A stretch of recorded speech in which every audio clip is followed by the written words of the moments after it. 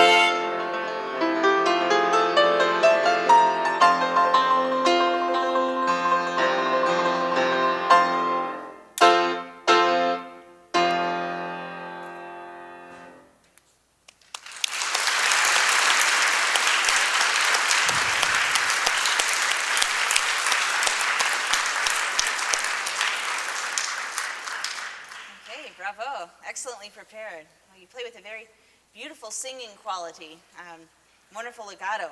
A couple of things I think you can do to bring this piece to an even higher level.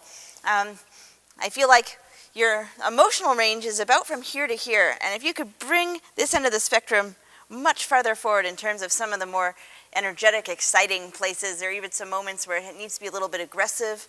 That might not be your natural personality, I don't know, but we have to be actors when it's not. And then some of the technical passages, a lot of them you're nailing beautifully, but sometimes they sound a little bit etude-y, and we'll see if we can do a little bit more music with that. But before we do that stuff, I want to just talk to you about the first 16th note passage and how you break it down when you're practicing it. Let's take these two bars, which had probably the highest percentage of out-of-tune notes. And they jumped out at me because generally you tend to play pretty well in tune. So. Okay, so show me how you would practice those two bars. Well, first I like to do rhythm. Well, show me.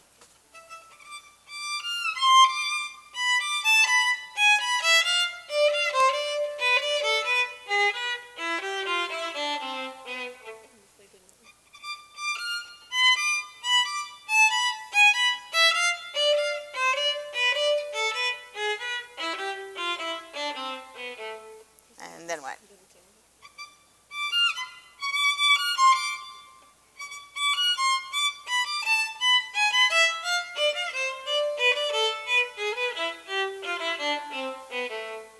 Okay, and? That's usually most of it. And there's other ones, but just randomly. okay, and then when do you actually play it slurred?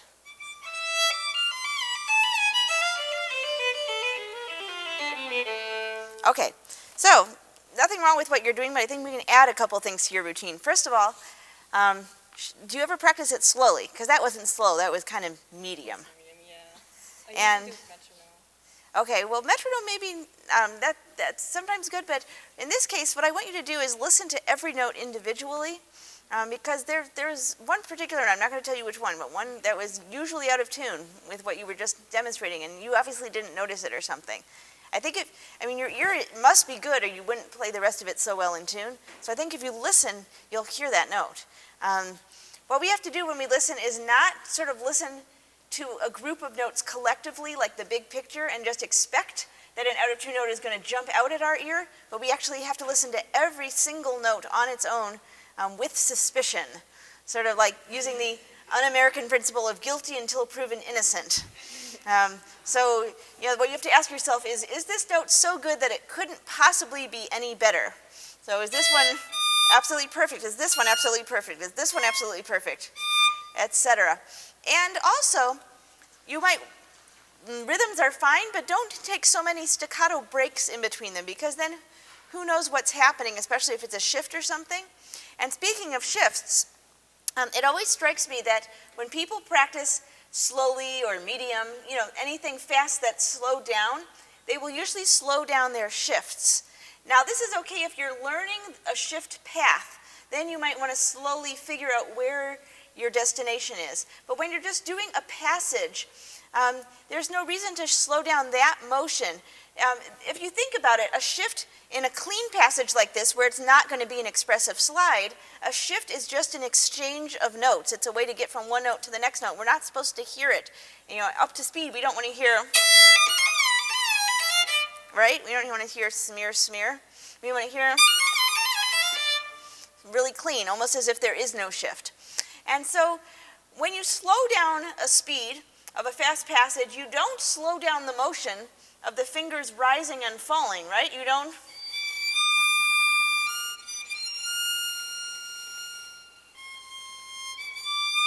Right? The finger that when it goes down and lifts back up, it doesn't do it slow motion.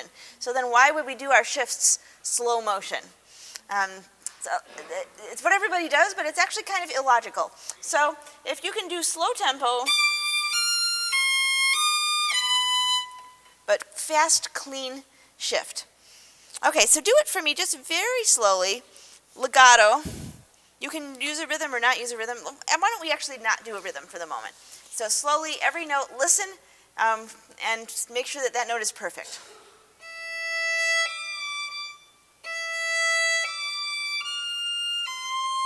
Okay, so that one kind of scooted. Basically, it doesn't count.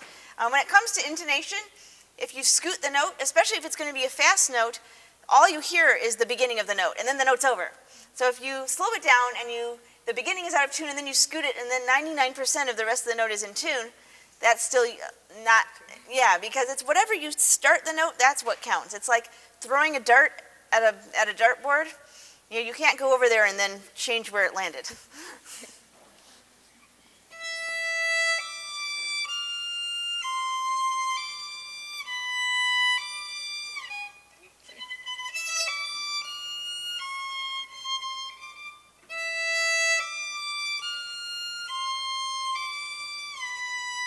Yeah, try to make that shift a little bit less audible.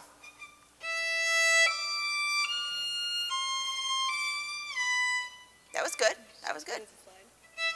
Well, I mean, it's impossible to completely hide it, but that was much better.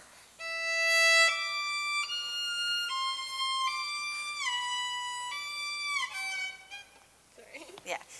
I mean, it's hard to keep it in your head when it's that. So you just start for this third beat.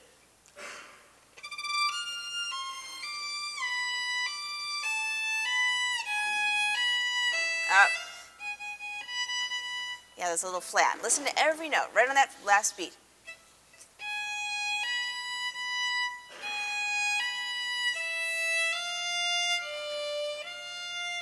And really clean and strong. Da, da. Land very articulately with your finger.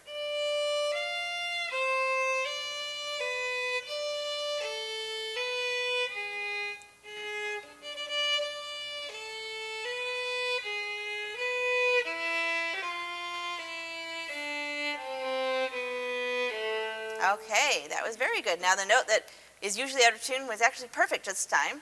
So let's see what happens when you speed it up just a little bit.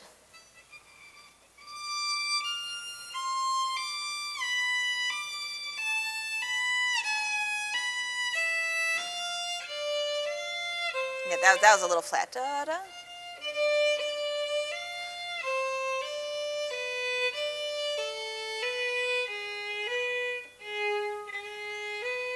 Yeah, that's the one. It's always flat.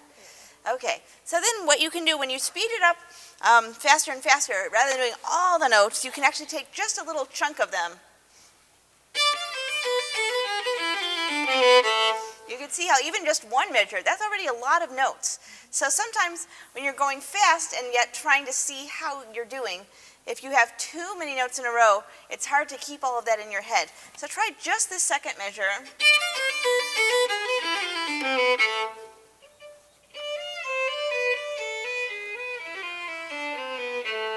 That was really well in tune. Make sure it's clean also, so we don't have that, but.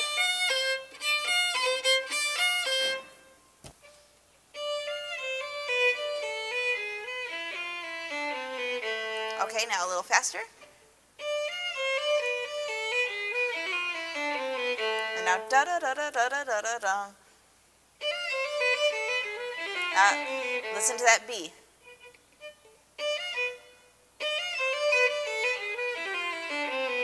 And the G sharp.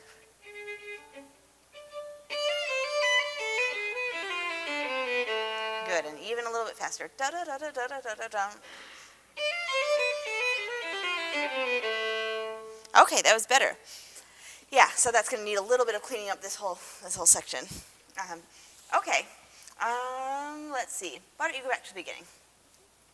Actually, before you do that, give me a D minor scale and play it like a singing mezzo forte. Just a 2-octave scale. With nice vibrato. Pretend it's a melody.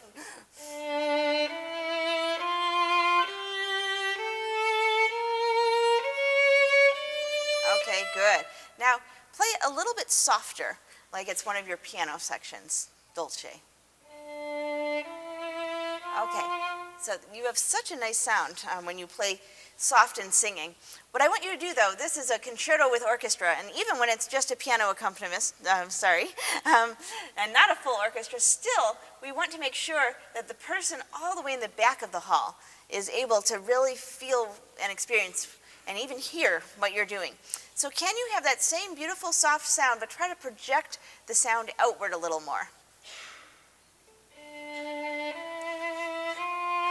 Just really play like you're telling that person a secret. Right.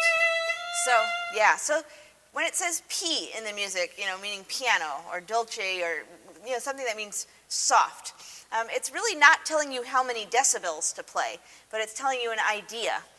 So if you're playing orchestra music and you're a member of the violin section, you have to be 1/40th of a piano so that all 40 of you put together are still soft. If you're playing chamber music, obviously you have to balance your voices with everybody else. If you're playing solo, you're going to be quite a number more decibels loud, but it still has to feel soft. It's kind of like when you're an actor on stage and you do a stage whisper. You're not going to whisper like a real whisper because then the audience couldn't hear you. You're going to do a really loud whisper. But it's still a whisper, so everybody still has the idea that you're whispering. You see what I mean? Yeah. So it's a projected piano. Okay, now play forte. Same scale. Okay, that feels like you're playing forte to me right here a couple of yards away. When you play the biggest, hugest forte that you possibly can. Okay, that's a little better. Let's see. All right, I'm going to go all the way over here. And I want you to play for me over here. More.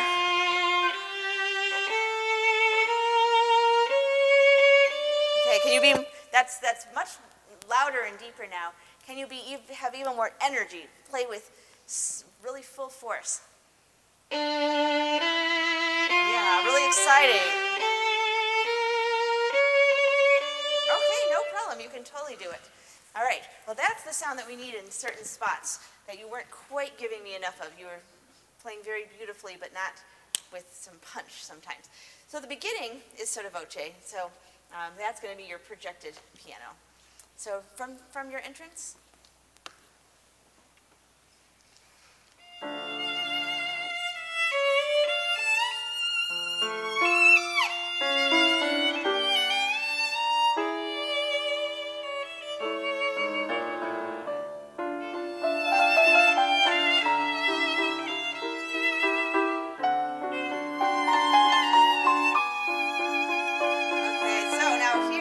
This note has to grow, right? 1, 2, 3, 4, 1, leading to the next bar.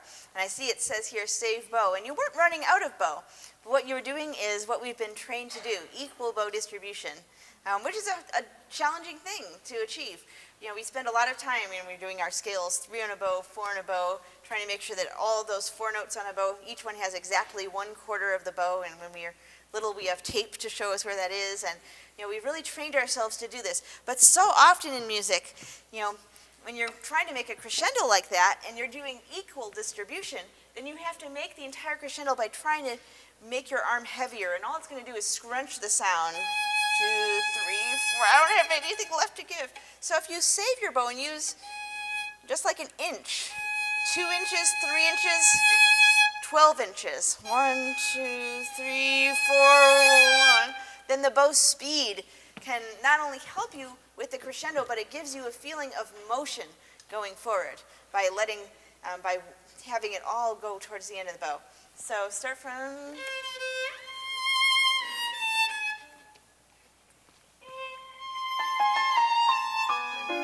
up, yeah, almost. By beat 2, you're already halfway through. Nothing. Great, that was much better. Now, combine that with, you have very good posture. You're not doing anything fundamentally wrong. You've got nice mechanics. Everything is great. But every once in a while you get intense. I notice you doing what sort of our inclination. You go down into the violin. So instead, can you draw, you've heard this before? Yeah. Okay, draw up into the sound so that we're sending the sound outwards. Can you tell me why it's good to stand up and have straight posture? Then the sound goes straight. Right, so the F holes don't kind of have the sound sort of plop down onto the ground instead of soaring past. What are some other reasons?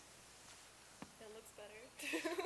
Yeah, well, two reasons. As women, it makes our figures look better, but for anybody, it makes you look more confident and like you know what you're doing to have that nice tall posture, and it's ergonomically healthier for your muscles.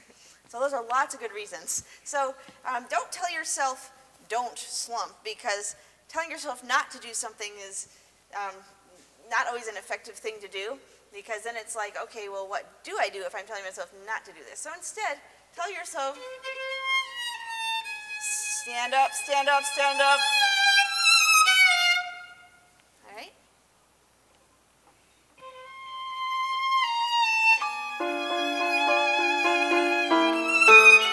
Move your arm. Big pose. Now strong. There you go. Yeah, and now keep going. That was great. And then you have more of a contrast when you go back to being sweet. Keep going.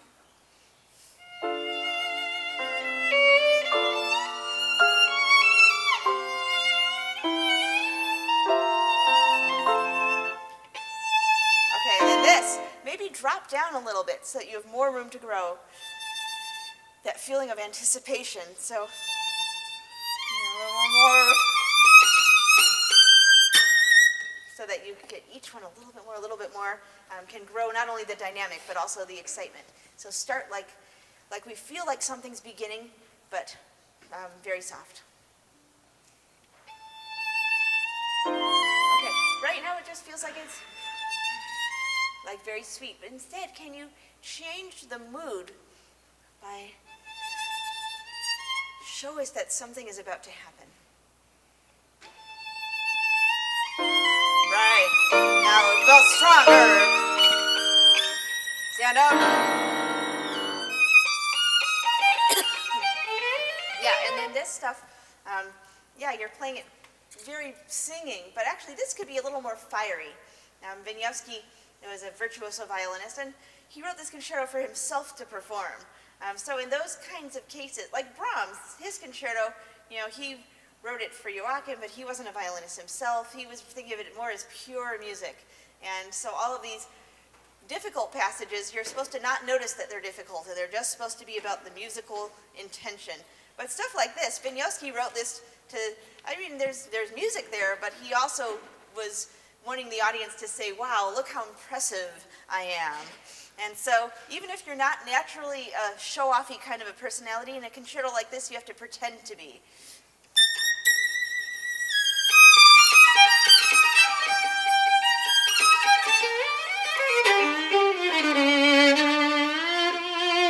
You have to, have that little bit of, healthy ego going on. All right, so just start right at your top note. That high note. Play it like, look, I'm playing this high note. Aren't I great? Yeah, that's it. Professor.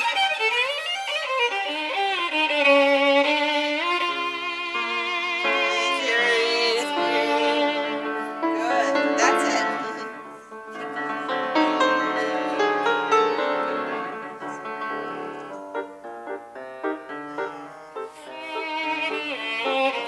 Okay, great.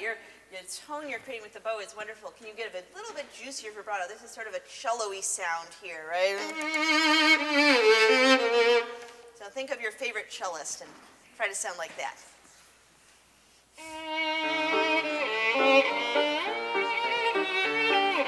Almost.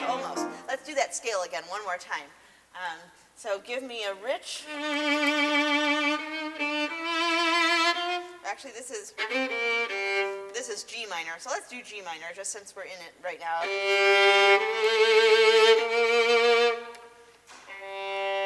So really wide.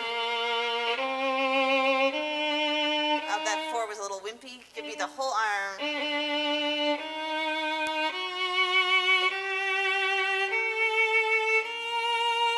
First finger, make sure that have all the other fingers shaking the air to help you. Yep, that's it. Let me hear what that sounds like. There it is. Okay, so now, nice and juicy. stand up.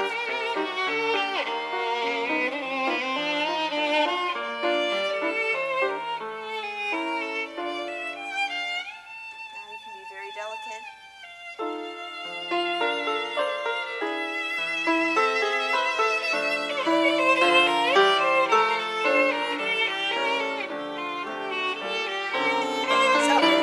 So when you diminuendo the dynamic so that you can grow back, don't diminuendo the intensity. Sometimes it's actually even more exciting when it's soft yet intense, because once it's loud, it's in your face. But if you're soft and intense, then it's that sense of anticipation. It's like in a scary movie. The scary moment is not when the monster's attacking you, it's when you're about to open the door and you think there's a monster behind the door, right? That's the exciting moment. So when you have right there, da, da, da, da, da, as you're starting it. Start from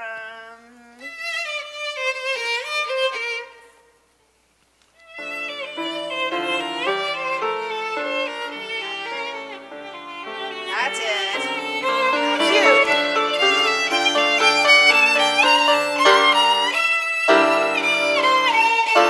Really confident. So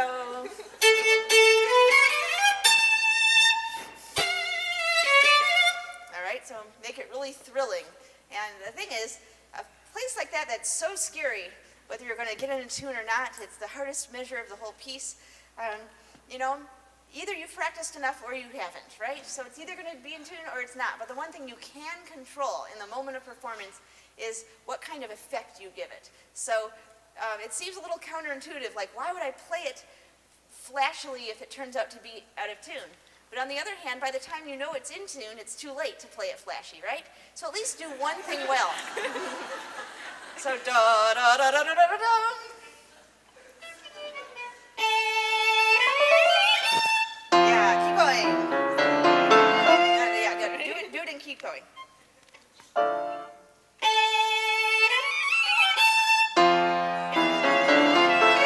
Big and strong.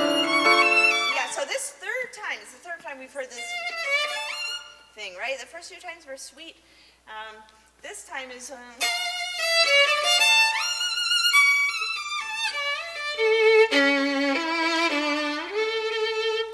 so it's the same music but totally different character now. So really make that contrast. Ya da da da da da ya.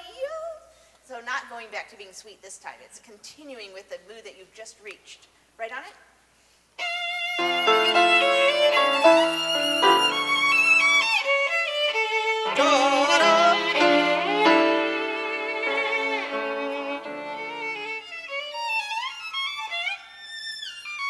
Okay, and now, very nice. And then it goes back to being sweet. So, in a passage that has less music in it, right? There's some harmony changes, but this isn't a melody, right? But it's always boring, no matter how interesting the techniques are. You're not here as a figure skater, you're here as an artist, right? So you always want to make music no matter what's going on. Even if you were playing, one note, you would play that one note like it had deep, profound meaning. So this passage, really try to pretend it's a melody and make a long musical line.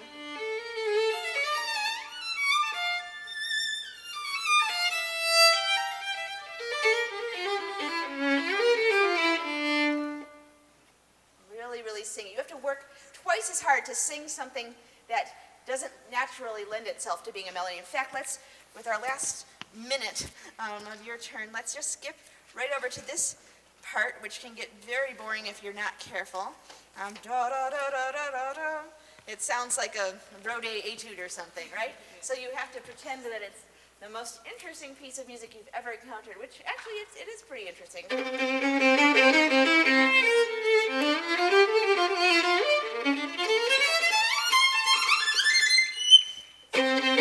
And then there's another one of those flashy bits where you have to say, hey, look, everyone, I just did an impressive arpeggio.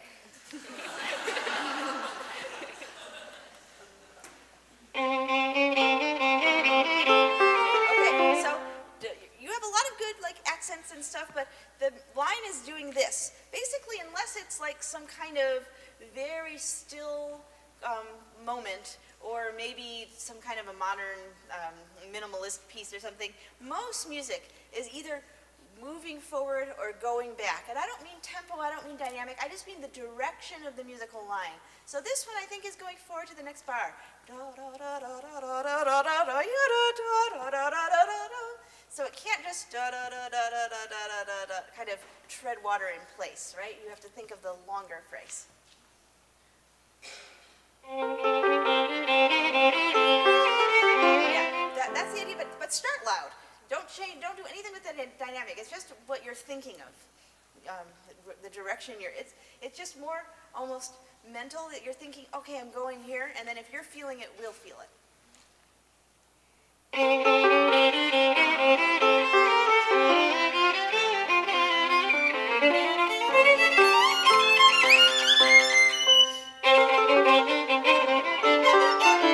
but now show. So this is not, but the notes here are they're low, then they go high. All right, so draw the music for us. Now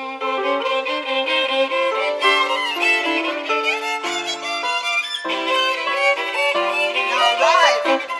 Yeah, arrive. All these chords, they're heading to that one, and then that kind of just finishes it out, right? So start right there.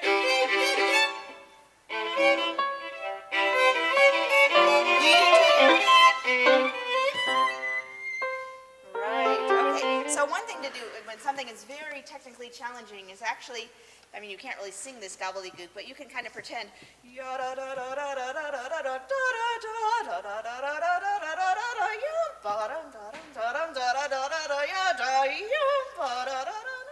Some of it is a little pitchless because you can't really get all those pitches going, but just, sort of sing it out loud to yourself and feel how you want the music to go. And then make sure that you're actually doing that on the violin and not just sort of playing, right?